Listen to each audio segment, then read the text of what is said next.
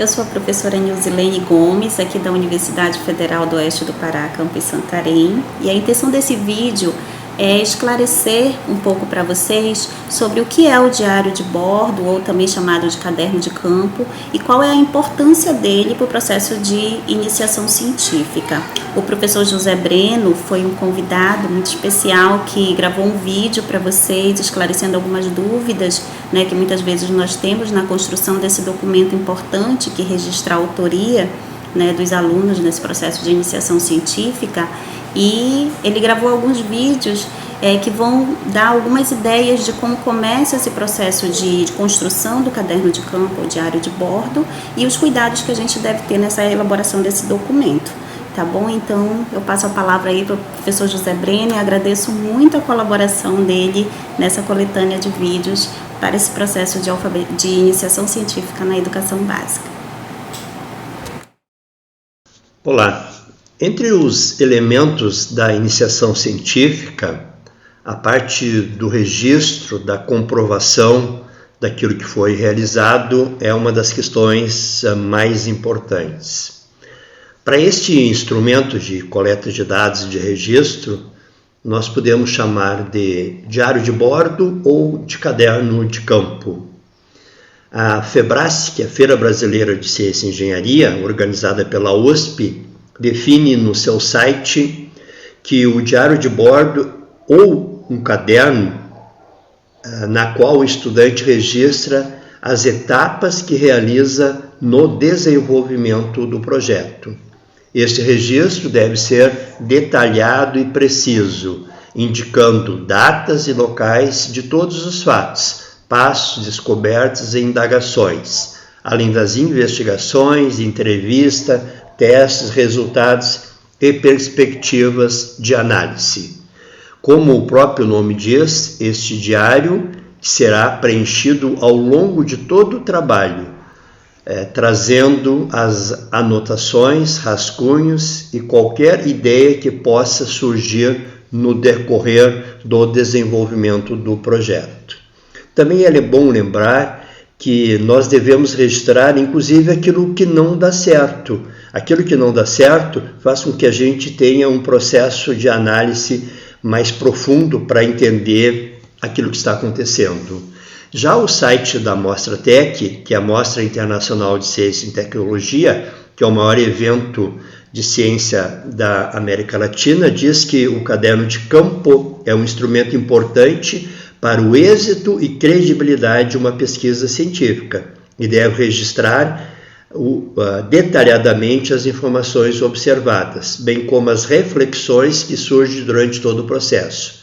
Esse recurso é um repositório de tudo que diz respeito à pesquisa, datas, dados de bibliografia consultadas, transcrições sintéticas de livros, revistas, entrevista, assim por diante. Além também de ter ali o registro do orientador, dos orientadores, quando for o caso, apontando algumas necessidades de melhoria do projeto para que os alunos possam executar essas tarefas. Resumidamente, o caderno de campo ou o diário de bordo é o único instrumento capaz de provar a autoria e a autonomia dos alunos. Por isso, todo cuidado na sua execução.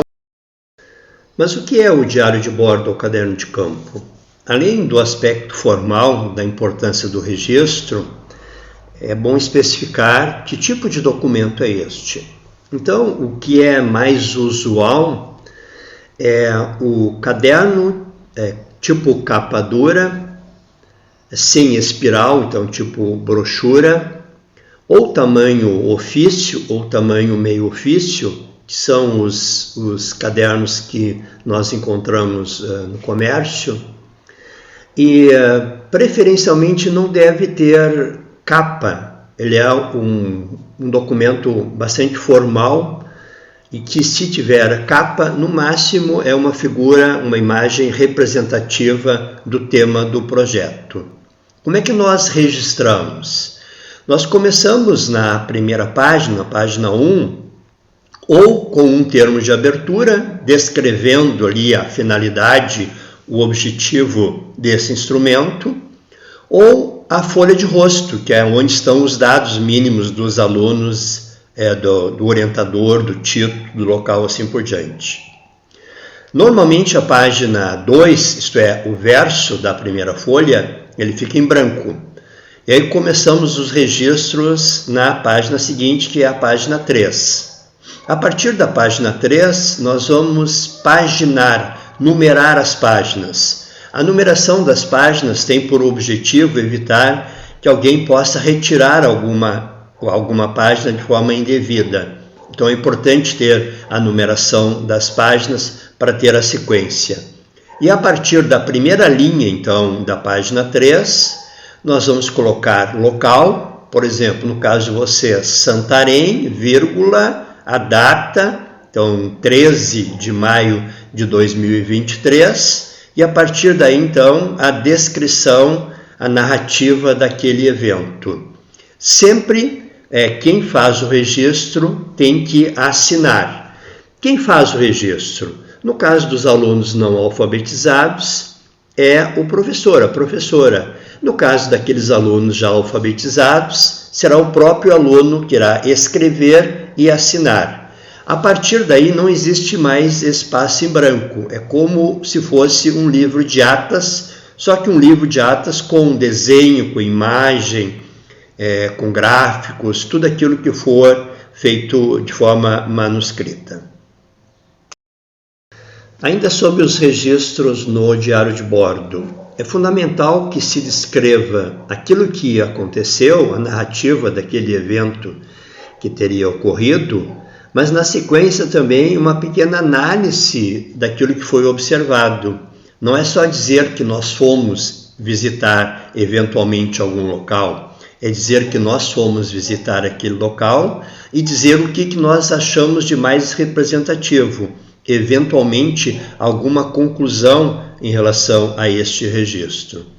E reforçando a ideia de que o registro tem que ser daquilo que deu certo e daquilo que também não deu certo, aquilo que deu errado, porque aquilo que deu errado pode eventualmente redirecionar o trabalho de pesquisa, o trabalho de iniciação científica.